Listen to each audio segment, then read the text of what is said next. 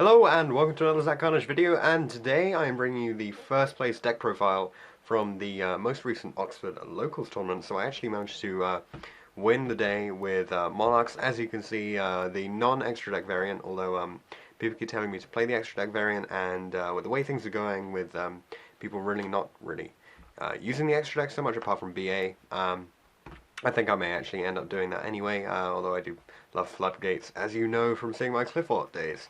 So let's get into the deck profile. It is Monarchs, so it's very straightforward.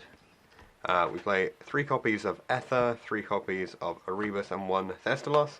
I might bump this up to 2, depending on how the deck tests in the future, but at the moment this 3, 3, and 1 is working out really well for me. And then the 2 Curas to work with the Ether. I don't think you need a third one. You really don't like drawing this card. It's actually awful to draw. So it's much better to just save it and leave it in the deck and only play 2 of them. And the last semi-monarch is Majesty's Fiend. And this actually turned out to be really good today. I like having it in the main just because it makes your turn 1 plays a great deal better. And this deck is really designed to go for turn 1 plays anyway. So that's why he's in there. Then 3 copies of Red Layer, the best non-monarch in the deck. This guy's fantastic because you can special and normal him to trigger return and to get your domain lock off. That's really all there is to say about him, apart from that he recycles, which is nice. 2 copies of Edia, 2 Eidos, and 2 Mithra.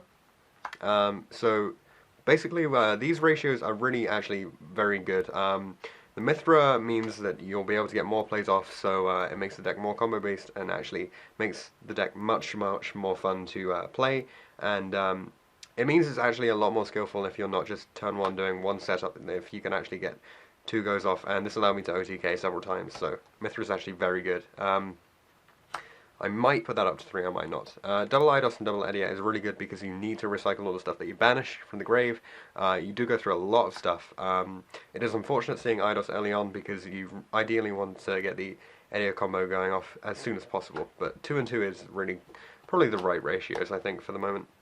Moving on to the spells, we play 3 copies of Domain, obviously, because you want this to be Floodgate deck, basically.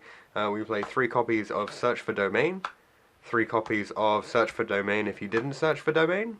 Yeah, no, like, these are all great. Pantheism is really important for getting to your side deck cards as well. It's essentially, in a sense, it works in a similar way to Pot of Duality for other decks. In that this is what allows you to see your Floodgate cards sooner, or your sided cards sooner, so this is what really keeps the deck alive in game 2. Then obviously 3 copies of Stormforth, and 3 copies of Return. This used to be at 1, I pushed it up to 3 now, and I'm much happier with it at 3, just because you can always get the search off for this when you want this with Pantheism, and that's it for the Monarch spells. Then I'm only playing 39 cards with Upstart Goblin. Oh, sorry, I'm only playing 38 cards with Terraforming. You basically want Domain the entire time, so having a Terraforming is never a problem. Even if you get 2, you can normally just Pantheism away the second one if you don't want it, so Terraforming is actually really good in the deck. If Chicken Game was still around, I would obviously be playing that and some more Terraformings as well. And then for the traps, 3 copies of Prime. Used to be at 2, now at 3. I'm not sure that I want it at 3. But I don't think this is the card I cut, because I also played 1 copy of Escalation, and I still don't really like Escalation. Like, the only good thing about this card for me is that I can discard it with Pantheism. I think that's because I pretty much always went first turn, and I never saw this in my first turn. I always saw this in like turn 2 or 3 when it was way too late to actually be important to me. But I suppose you want it in the main rather than the side so that you're more likely to see it in the first game. But I sided this out a lot, and sometimes I sided out the 3rd Prime, just because I didn't think I needed it so much. Obviously, like, Upstart Goblin and stuff would come out. But that's it for the main deck. So very basic Monarch stuff there. And for the side, 3 copies of Twisters, because I've been playing against a lot of people putting in restricts, and I really need to see Twisters as soon as possible, especially when they set double restrict, and having the MST because you're a cheapskate just doesn't cut it in those cases, so you really need this card in the deck. Double Dark Hole and Raigeki is fantastic in the mirror and pretty good against Cosmo, good against a lot of Rogue, which we do see in Oxford as well. and for against Rogue, March helps as well. Also, sometimes, like in the BA matchup, this can be really useful because they have to target your big stuff in order to get past it, and otherwise they have to blow up your field, and so it was just unfortunate that I never saw this in my BA matchup, which was a bit of a shame, but it's still a fairly useful card, although I don't think I would main it yet. Maybe if we see more BA stuff. Then, really exciting for BA, double Max C, double Flying C. I saw one Max C way too late in Game 2, and I never saw Flying C. I don't think I used either of them apart from that. Then second Majesty's Fiend, very good against Rogue, very good against BA, very good against Cosmo.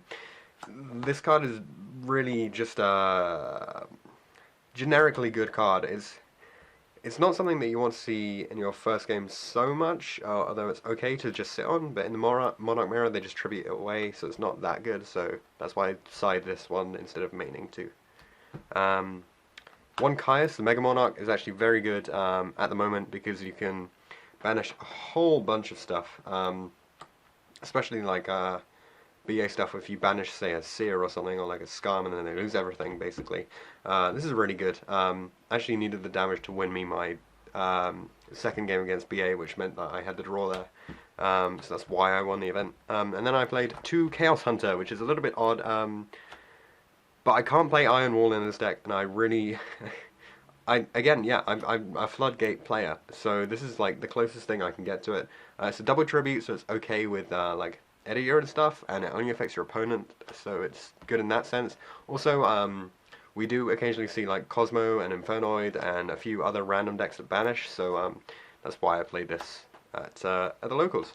For a few details of some of the matchups that I had, first round was actually against Infernoids, and I 2-0'd there. First game was that I stopped his plays, and the second game he just drew a really bad hand, so I smashed through there. I sided this in and never saw it, so it didn't actually end up being relevant. Just Ether managing to do damage was good enough. My second game was against Chaos Dragons featuring Beatrice, which can make them really, really powerful, but again I 2-0'd there.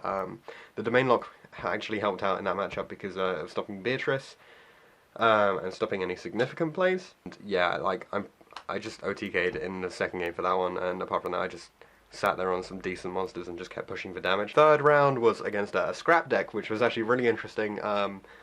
Or it would have been if he'd had access to his extra deck, because I just kept the domain lock up knowing that he had access to some really decent stuff. Also, like, the Fiends helped out there as well, so that he actually couldn't make any plays, because there was a point when I didn't have the domain lock because he had an MST, so Fiend always helps out in those situations. Round 4 was against BA. We actually had a massively long game too, which went all the way through time. And I managed to put a decent board early on and done some damage, and that was the only reason why I won. We were on like the third turn of time, and he had 400 life points left, and I had like 1200.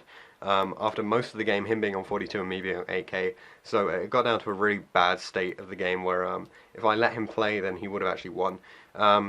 And it was all about top decking at that point, and I just kept needing to like get stuff so I could use my Erebus and things, and I just couldn't. And then I set up a Fiend, and then he was trying to do stuff and just couldn't.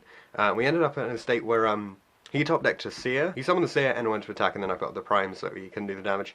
And at this point, he was on 400, I was on 12, and I was just top decking to see if I could do anything to get past the Seer, because obviously Prime's only on 1k, and if I don't do anything, he's going to make some plays. So, the star of the show comes out.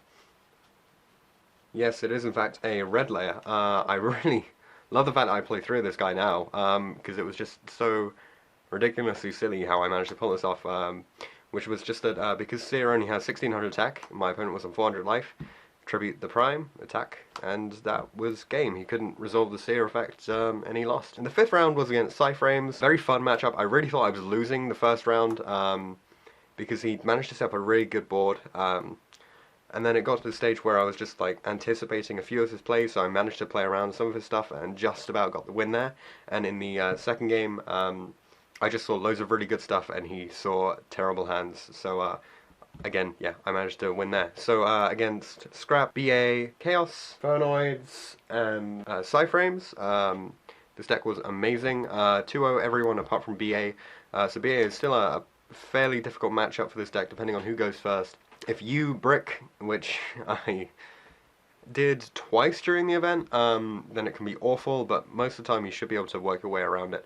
And to be fair, the deck doesn't brick as much as most people say it does.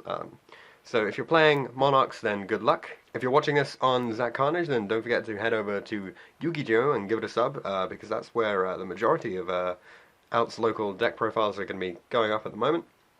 And obviously I'll still be doing my normal deck profiles here on Zach Carnage. Don't forget to like this video and subscribe, and I'll see you guys in the next one.